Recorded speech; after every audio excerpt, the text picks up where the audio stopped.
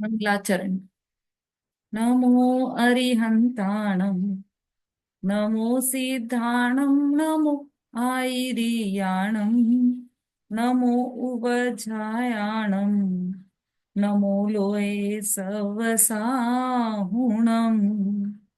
मोक्षमार्गस्य नेतारं, वेतारं कर्म भूभृतां, ज्ञातारं विश्वतत्त्वानां, वंदे तद्गुणलब्धये।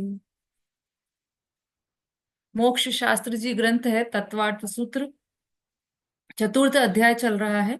रिवीजन हम कर रहे हैं। अभी तक हमने 6 सूत्रों का रिवीजन किया। ये गेट लगा देना।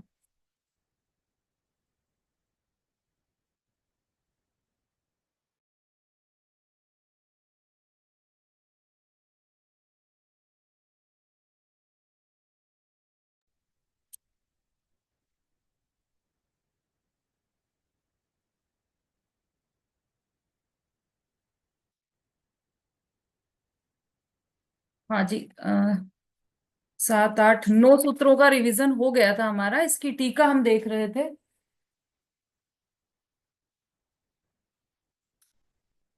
फर्स्ट पॉइंट हमने पढ़ लिया था। दूसरा पॉइंट पढ़िए सुषमा जी। जय जिनेन्द्र। नवग्रेव्य के देवों में से कुछ सम्यक दृष्टि होते हैं और कुछ मिथ्या दृष्टि होते हैं। यथा जात द्रव्य लिंगी जैन मुनि के रूप में अतिचार रहित 5 महाव्रत इत्यादि पालन किए हों, ऐसे मिथ्या दृष्टि भी नवमे ग्रेव्य तक उत्पन्न होते हैं। मिथ्या दृष्टियों के ऐसा उत्कृष्ट शुभ भाव है। ऐसा शुभ भाव मिथ्या दृष्टि जीव ने अनंत बार किया, फिर भी वह जीव धर्म के अंश को या प्रारंभ को प्राप्त नहीं कर सका। आत्म प्रतीति हुए बिना समस्त व्रत और तप बाल व्रत और बाल तप कहलाते हैं। जीव ऐसे बाल व्रत और बाल तप चाहे जितने बार अनंतानंत बार करे, तो भी उससे सम्यक दर्शन अथवा धर्म का प्रारंभ नहीं हो सकता। इसलिए जीव को पहले आत्मज्ञान के द्वारा सम्यक दर्शन प्राप्त करने की विशेष आवश्यकता है। मिथ्या दृष्टि के उत्कृष्ट शुभ भाव के द्वारा अंश मात्र धर्म नहीं हो सकता। शुभ भाव विकार है और सम्यक दर्शन आत्मा की अविकारी अवस्था है। विकार से या विकार भाव के बढ़ने से अविकारी अवस्था नहीं प्रकट होती, किंतु विकार के दूर होने से ही प्रकट होती है। शुभ भाव से धर्म कभी नहीं होता, ऐसी मान्यता पहले करना चाहिए। इस प्रकार जीव पहले मान्यता की भूल को दूर करता है और पीछे क्रम क्रम से चारित्र के दोष दूर करके संपूर्ण शुद्धता को प्राप्त करता है। हाँ, ये पूरी विधि बता दी है कि कैसे अशुद्ध से शुद्ध हुआ जाता है। कोई भी जीव अ, भक्त से भगवान कैसे बनता है, नर से नारायण कैसे बनता है, इसकी पूरी प्रक्रिया यहाँ पर समझा दी है। और सबसे बड़ी बात जो हम अनादि से आज तक नहीं समझ पाए, वो एक लाइन यहाँ पर लिखी है, शुभ भाव विकार है। यह लाइन हमें समझ ही नहीं आती अभी तक भी। अभी भी हमारे मन में कसक रहती है कि नहीं, शुभ भाव से धर्म तो होता ही है, शुभ भाव तो करने योग्य है। ये हमें उपादेयता उसकी दिखाई देती है। इसीलिए यहाँ पर इतना सारा क्लियर किया है कि शुभ भाव विकार है और आत्मा की अविकारी अवस्था है शुभ भाव। विकार से या समझ विकार बढ़ने से शुद्धता नहीं बढ़ती, शुद्धता प्रकट भी नहीं होती, अविकारी अवस्था प्रकट होती है ना। अविकारी अवस्था प्रकट नहीं होती, विकार बढ़ेगा तो अविकारी अवस्था कैसे होगी। इसलिए शुभ भाव उपादेय नहीं है, यही है। यह मान्यता सबसे पहले होना चाहिए और आत्मा का भान होना चाहिए, तभी मोक्ष मार्ग का प्रारंभ होगा। तीसरा पॉइंट पढ़िए। नवग्रेव्य के सम्यक दृष्टि देव और उससे ऊपर के देव सबके सब सम्यक दृष्टि ही होते हैं। उनसे चौथा गुण स्थान ही होता है। उनके देवांगनाओं का संयोग नहीं होता, फिर भी पांचवें गुण स्थानवर्ती स्त्री वाले मनुष्य और त्रियंचों की अपेक्षा उनके अधिक कसाई होती है, ऐसा समझना चाहिए। हाँ, इसका तो अपन ने कितना सारा डिटेल किया था। हम्म, हम्म। प्रश्न भी पूछा था आप लोगों से कि किसके ज्यादा कषाय है।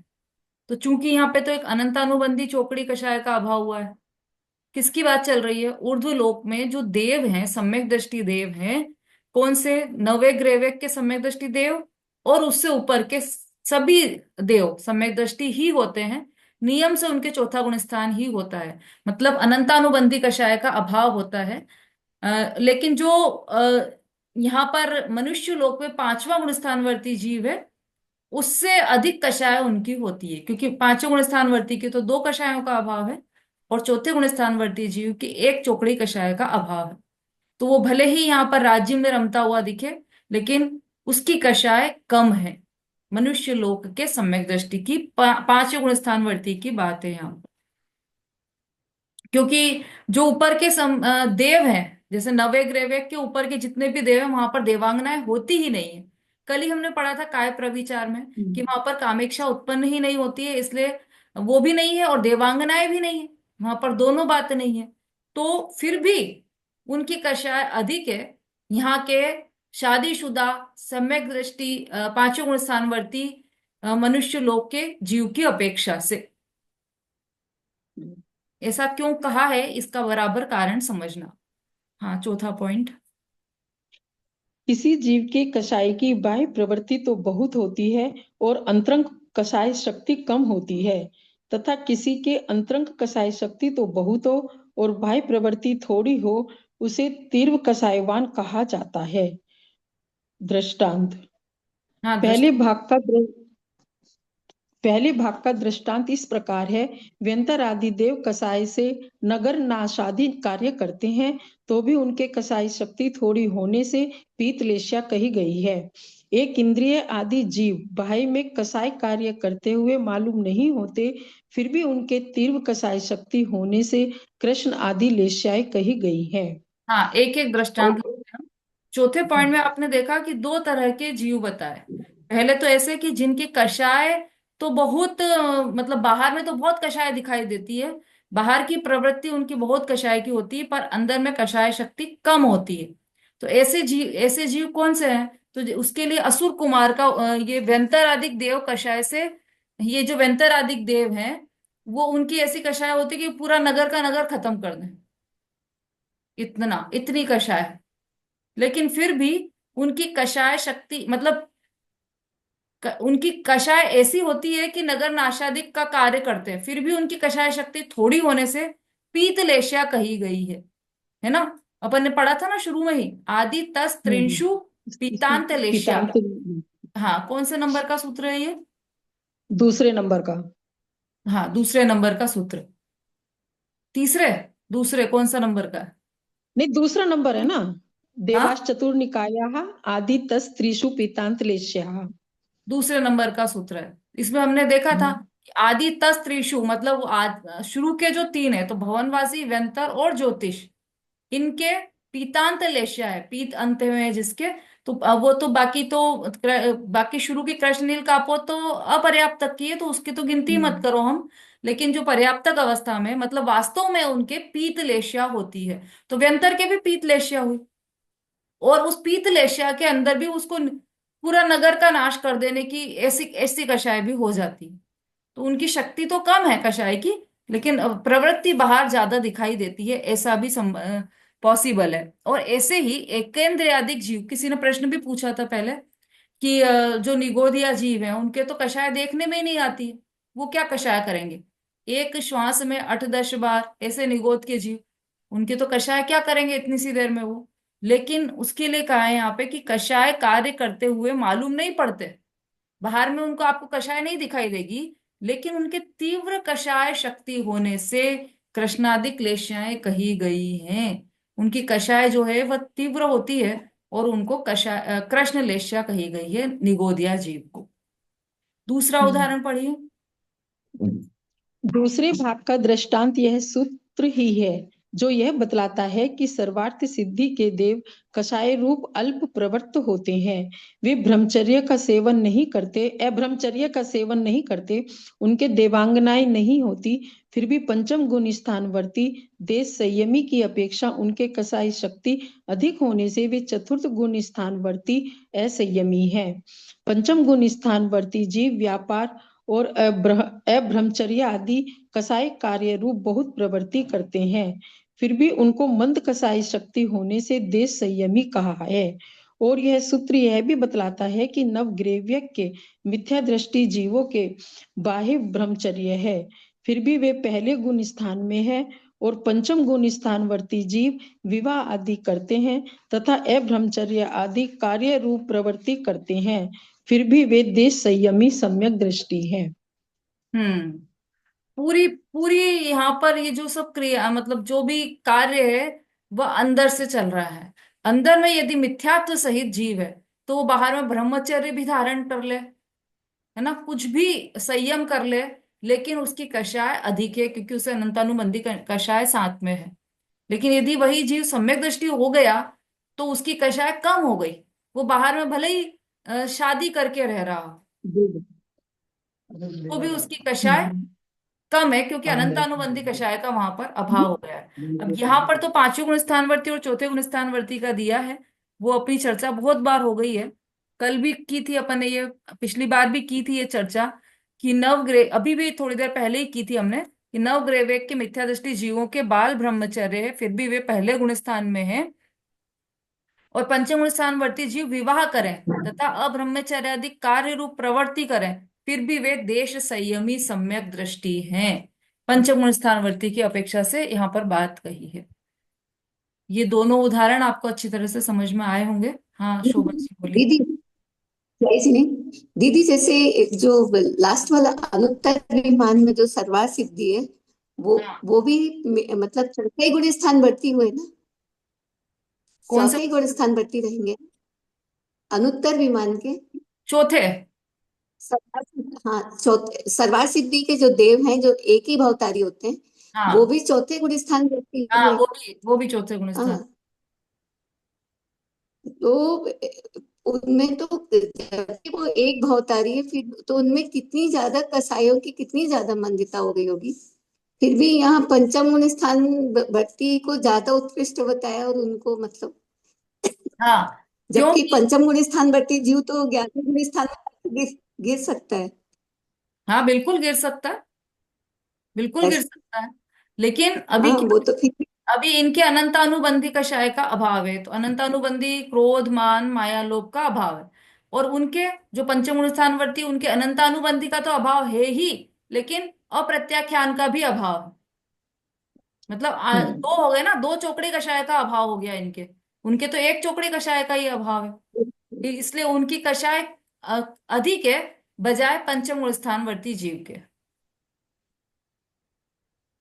पर जो सर्वार सिद्धि के एक भवतारी हैं, तो क्या इनसे भी कम ज्यादा कसा रहती होगी क्या? हाँ, उस समय। अप्रत्यक्ष उस समय। अनावरणी नहीं है तो हम्म। उस समय, जबकि वो तो पूरे सागर तक बिल्कुल पूरे समय मतलब तत्व चर्चा ही हाँ, करते रहते बिल्कुल हो। बिल्कुल पूरी इसके तत्व, सिवा तो कुछ करते नहीं। कुछ भी दूसरी चर्चा ही नहीं फिर है। भी ऐसा है। इसीलिए यहाँ पर देखो, क्लियर क्लियर लिखा हम्म। है। अपन एक साथ देखें दोनों को, ऊपर देखें तो वो तो तत्व चर्चा में लीन है, और नीचे देखें तो ये तो रानियों के साथ क्रीड़ा कर रहे हैं, जंगल में, वो वन, मतलब गार्डन में घूमने गए हैं रानियों के साथ, 96,000 रानियों के साथ। तब भी कौन ज्यादा धर्मात्मा है, कि वो है जो रानियों के साथ क्रीड़ा कर रहे हैं? फिर भी पंचम में क्योंकि हाँ, उनके दो चौकड़ी कषाय का हम्म, अभाव है ना। वो भजन सुना होगा आपने, होली खेले तो मुनि, मत उसमें क्या आया है? हाँ, ये तो सुना है। पर पत, उनका पांचवा गुण स्थान क्यों नहीं आता है, जब मतलब जो सर्वार सिद्धि के देव हैं, उनका पांचवा गुण स्थान क्यों नहीं आता मेरे हाँ, समझ में? ऐसा ही, उतना ही जबकि वो पुरुषार्थ तत्व चर्चा करते हैं, उससे ज्यादा उनका पुरुषार्थ नहीं होता है क्या? इतना ही पुरुषार्थ कर पाते हैं वो, चौथे गुण स्थान जितना ही। पांचवें गुण स्थान जितना पुरुषार्थ ही नहीं हो पाता उनसे। उस पर्यायगत योग्यता है, वो वहां पर संयम धारण ही नहीं कर सकते। देश संयम भी धारण नहीं कर सकते वहां पर। वो मनुष्य गति में ही संभव है कि वो देश संयम धारण करे। मनुष्य गति में ही संभव है कि दो चौकड़ी कषाय का अभाव जितना पुरुषार्थ हो। वहां की पर्यायगत योग्यता ही नहीं है देवगति की ऐसी, कि वो एक चौकड़ी कषाय के से ज्यादा का अभाव कर पाए। ऐसा ही है सिस्टम। सूत्र का सिद्धांत पढ़िए। ठीक।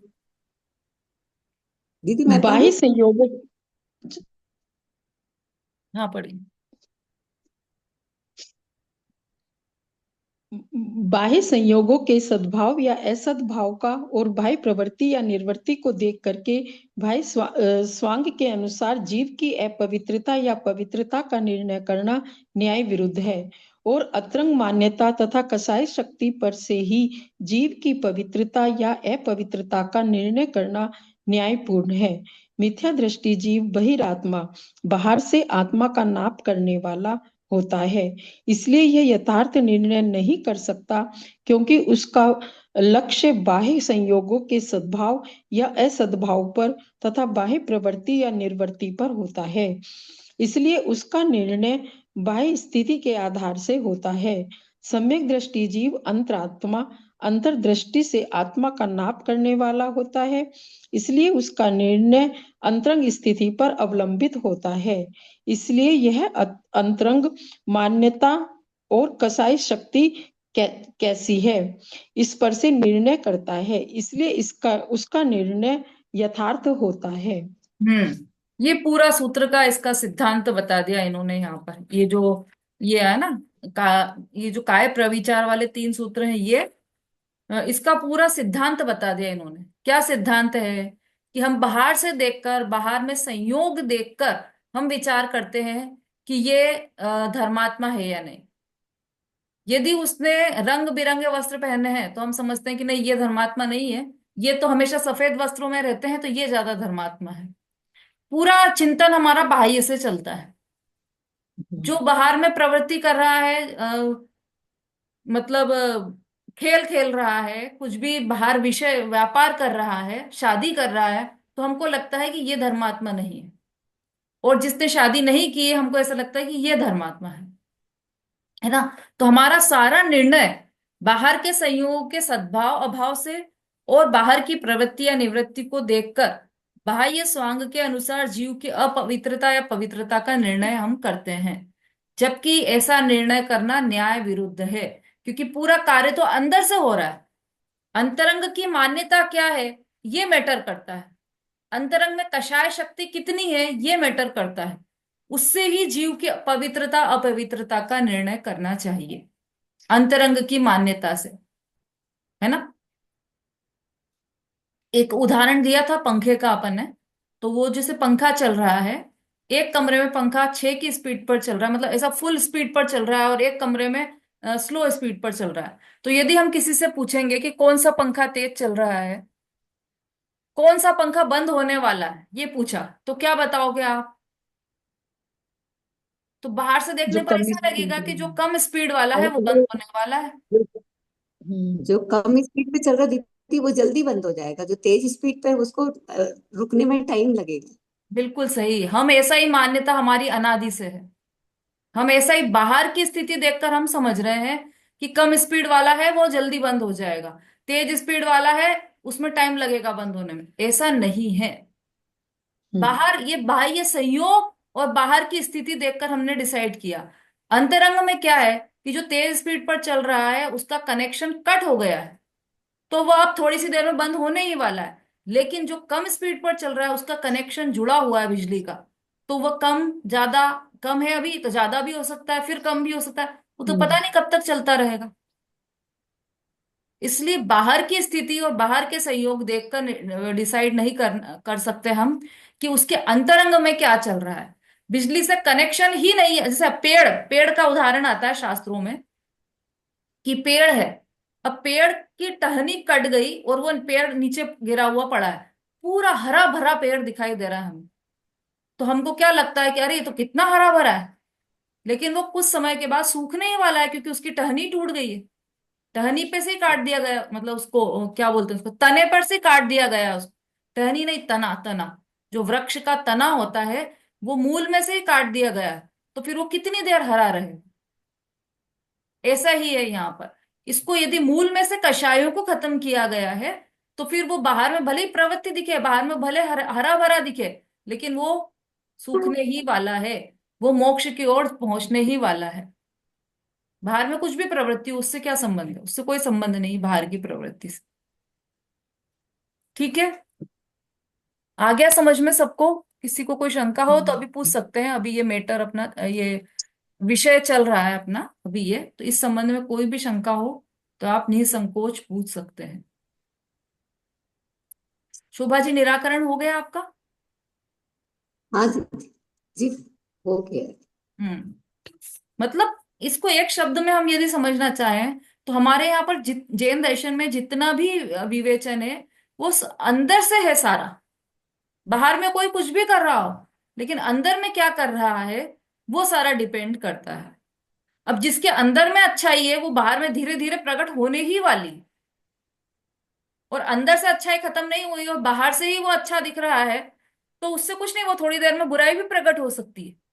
तो इसलिए अंदर से ही सारी क्रांति उत्पन्न होगी।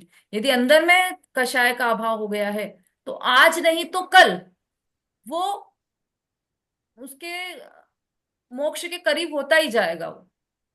आज हमें विषयों के बीच में दिखाई दे रहा है, लेकिन कल वो देखो ना, आप भरत चक्रवर्ती, 96,000 रानियां, 6 खंड का राज्य, उसमें रमते थे ना, 96,000 रानियों के पास जाते थे ना वो, राज्य जीतने के लिए गए कि नहीं गए? वो यदि हम उस समय देखते तो हम कह ही नहीं सकते थे कि ये मोक्ष जाएंगे।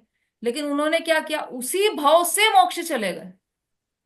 और उनके अंदर में तो कितनी तैयारी होगी कि वो उन्होंने दीक्षा ली और कुछ अंतर मुहूर्त में ही वो सिद्ध दशा को उन्होंने मोक्ष। प्राप्त कर लिया, है ना। तो ये इन गृहस्थी के बीच में, 6 खंड के बीच में रहते हुए उन्होंने इतनी तैयारी की थी, वो अंदर की तैयारी थी उनकी। ठीक है, चलिए 9 सूत्र हमारे कंप्लीट हो गए हैं। अब 10वें सूत्र पर आ जाइए। भवनवासी देवों के 10 भेद। अब ये सूत्र कहाँ से आया है? तो ये जो 10 भेद इसमें बताए थे, देखो। तीसरे सूत्र में से। हाँ, तीसरे सूत्र से 10वें सूत्र का, तीसरे सूत्र में 10वें सूत्र का बीज पड़ा हुआ है। तो तीसरे सूत्र के आधार से यहाँ पर भवनवासी देवों के 10 भेद। भवनवासिनो सुरनाग विद्युत सुपर्णाग निवातस्त नितो नितो दधि दीप दिक कुमारः।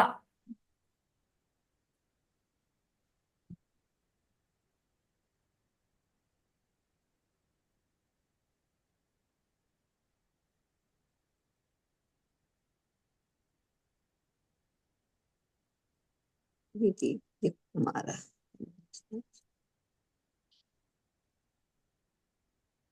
हाँ, ये भी हम 10वां और 11वां दोनों सूत्र लेंगे, क्योंकि तीसरे सूत्र में क्या बताया था कि भवनवासी के 10 भेद हैं और 8, 5 और 12 ऐसे बाकी के भेद हैं। मतलब व्यंतर ज्योतिष के, व्यंतर के 8 और ज्योतिष के 5 भेद हैं। तो हम 10वां और 11वां ये दोनों सूत्र एक साथ लेते हैं। व्यंतरः किन्नर किम पुरुष महोरग गंधर्व यक्ष राक्षस भूत पिशाचाः। भवनवासी देव 10 प्रकार के हैं। असुर कुमार, नाग कुमार, विद्युत कुमार, सुपर्ण कुमार, अग्नि कुमार, वात कुमार, स्तनित कुमार, उदधि कुमार, द्वीप कुमार और दिक कुमार। व्यंतर देव के 8 भेद हैं। किन्नर, किमपुरुष, महोरग, गंधर्व, यक्ष, राक्षस, भूत और पिशाच। हम्म। अब इसका थोड़ा सा डिटेल दिया है इसमें। ये अपन ने जो चार्ट बनाए थे उसमें भी आपने लिखा होगा। पहले जो सामान्य इनकी बातें वो पढ़ लेते हैं हम।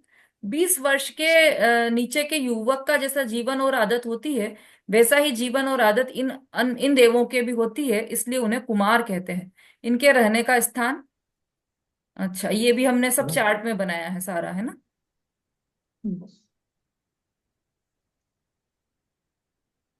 भवनवासी, तीसरा पॉइंट, भवनवासी देवों की असुर कुमारादि 10 प्रकार की संज्ञा उन प्रकार के नाम कर्म के उदय से होती है, ऐसा जानना चाहिए। जो देव युद्ध करे, प्रहार करे, वे असुर हैं, ऐसा कहना ठीक नहीं है। अर्थात वह देवों का अवर्णवाद है और उससे मिथ्यात्व का बंध होता है। मतलब चाहे जो अपने मन से कह देना, वो उससे मिथ्यात्व का बंध होता है, वो जिनवाणी का अवर्णवाद है वो। 10 जाति के भवनवासी देवों के 7,72,00,000 भवन है। ये भवन महासुगंधित, अत्यंत रमणीक और अत्यंत उद्योत रूप है। और उतनी ही संख्या जिन चैत्यालयों की है। जितने भवन है उतने ही जिन चैत्यालय, क्योंकि एक एक भवन में एक एक जिन चैत्यालय है। 10 प्रकार के चैत्य वृक्ष जिन प्रतिमा से विराजित होते हैं। फिर भवनवासी देवों का आहार और श्वास का काल, ये कितना होता है? तो ये जिसके पास चार्ट है वो चार्ट पढ़कर सुनाइए। चार्ट में पूरा लिखा था हमने, वो कहाँ रहते हैं, उनका आहार और उनकी श्वास।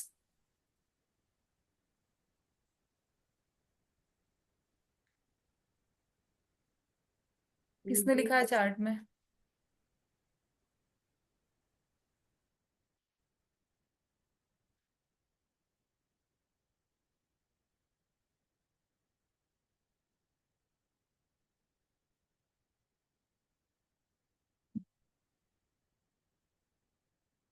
इन सब का कारण भी हमने देखा था, इनको भवनवासी क्यों कहते हैं? क्योंकि ये भवन में वास करते हैं, इसलिए इन्हें भवनवासी कहते हैं। और जो विभिन्न स्थानों पर रहते हैं इसलिए उनको व्यंतर कहते हैं। अब इन दोनों के स्थान बताइए, कौन बता रहा है? रहने का स्थान चार्ट बना हुआ होगा सबके पास ही।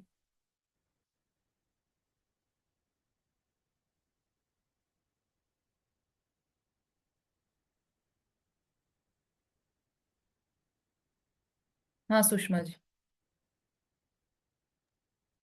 तो ये बताया लिख रखा है इसमें, चार निकाय के देवों का निवास। हम्म, भवनवासी अधोलोक में और मध्यलोक में रहते हैं। हाँ व्यंतर आराम आराम से, अधोलोक और थोड़ा आराम आराम से। भवनवासी व्यंतर देव, अधोलोक व्यंतर देव, और मध्य लोक में भवनवासी। हाँ भवनवासी। हम्म। अधोलोक में असुर कुमार रत्न प्रभा पृथ्वी के पंख भाग में, और शेष नौ रत्न प्रभा पृथ्वी के खर भाग में रहते हैं। और मध्य लोक में ये लोग असुर कुमार भवनों में, और शेष नौ प्रकार के देव भवन, भवनपुर और आवासों में रहते हैं। हम्म। और व्यंतर देव अधोलोक और मध्यलोक में रहते हैं। अधोलोक में राक्षस रत्न प्रभा पृथ्वी के पंख भाग में, और शेष सात प्रकार के देव रत्न प्रभा पृथ्वी के खर भाग में रहते हैं।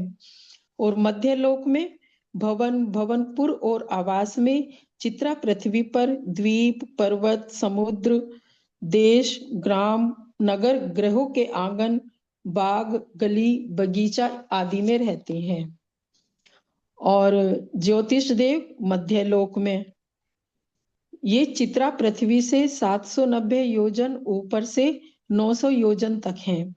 नहीं, और त्रियंक रूप से, अभी केवल भवनवासी और व्यंतर की बात कर रहे हैं अपन। ठीक तो है। भवनवासी तो हो गए अधोलोक में, और व्यंतर जाति के देव हो गए मध्यलोक और अधोलोक दोनों में, ऐसा है क्या? नहीं, भवनवासी भी अधोलोक और मध्यलोक में है, दोनों में है। भवनवासी मध्यलोक में कहाँ पर है?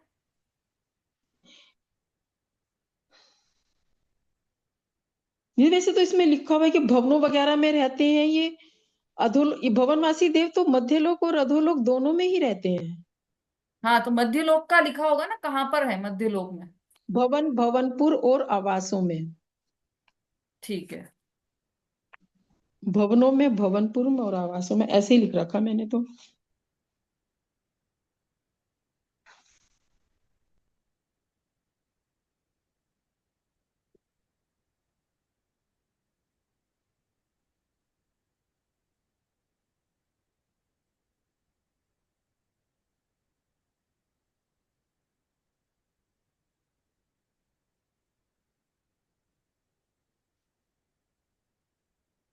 भवन, भवनपुर और आवास, ठीक है। हम्म।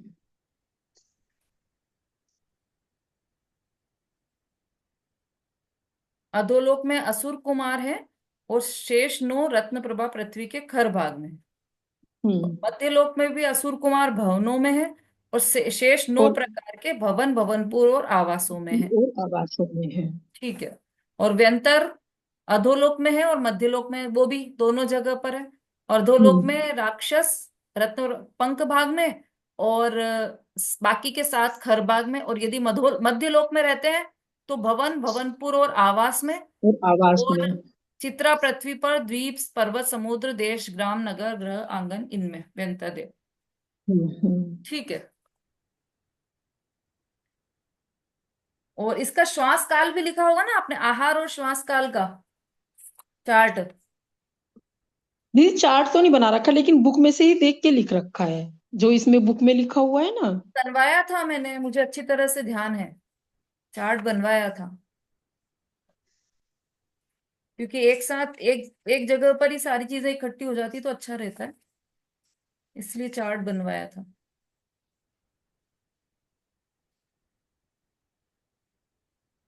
चलिए कोई बात नहीं, इसमें से ही देख लेते हैं अपन।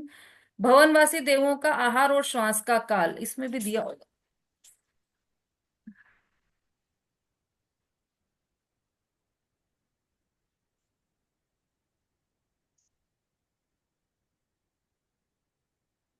नहीं दिया इसमें तो, कहीं ना कहीं तो चार्ट बनवाया है मैंने। चलिए,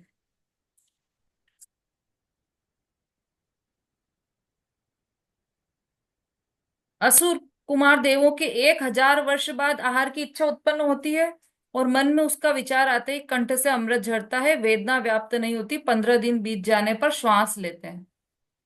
मतलब आहार की इच्छा तो 1,000 वर्ष होती है, वर्ष के बाद। अच्छा, रेणु जी ने लिख रखा है क्या? हाँ, रेणु जी बोली। हाँ दीदी, इसमें लिखा है कि असुर कुमारों के तो जो 15 दिन में एक बार सांस लेते हैं और 1,000 वर्ष के बाद आहार की इच्छा होती है, वह उत्पन्न होकर मन में ही पूर्ण हो जाती है।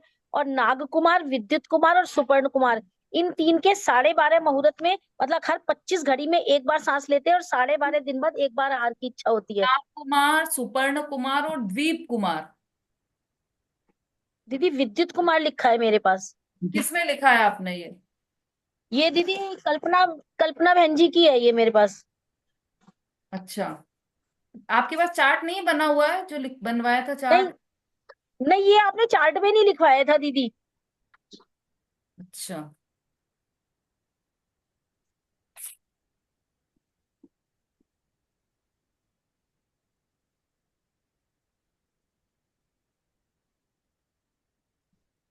चलो ये इसमें मिल गया है मुझे।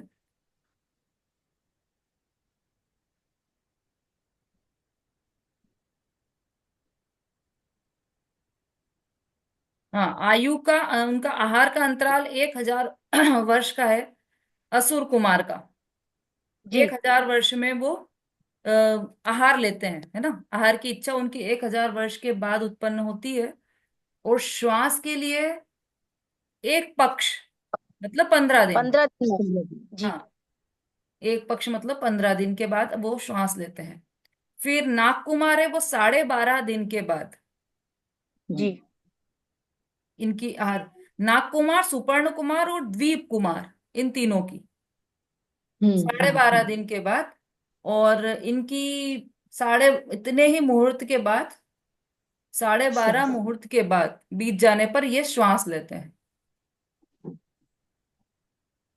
ठीक है, फिर अब कौन से बचे?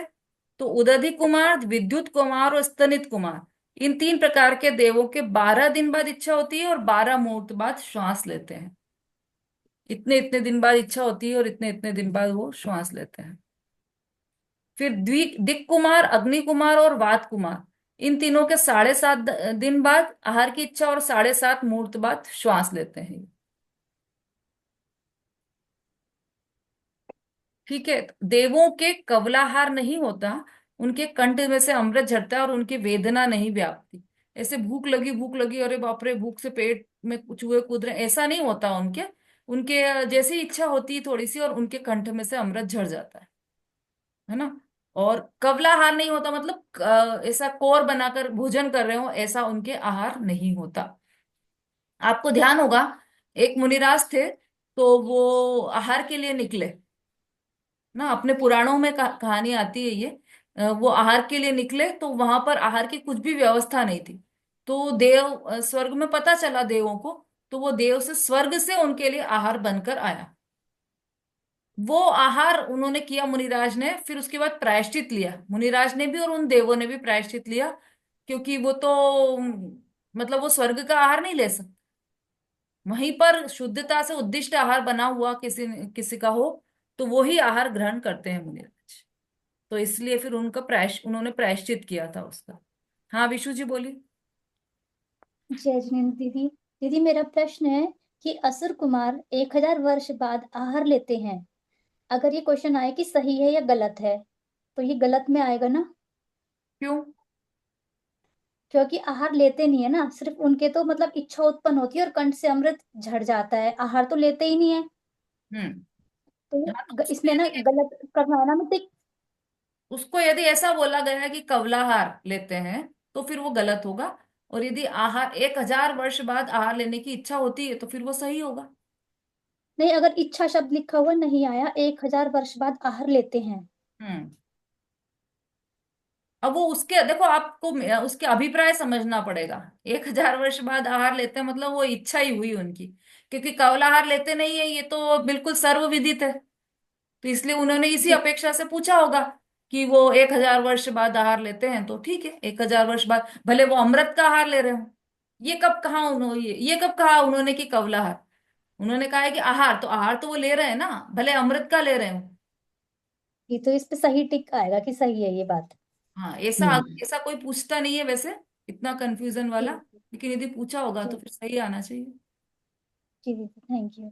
हम्म। चलिए।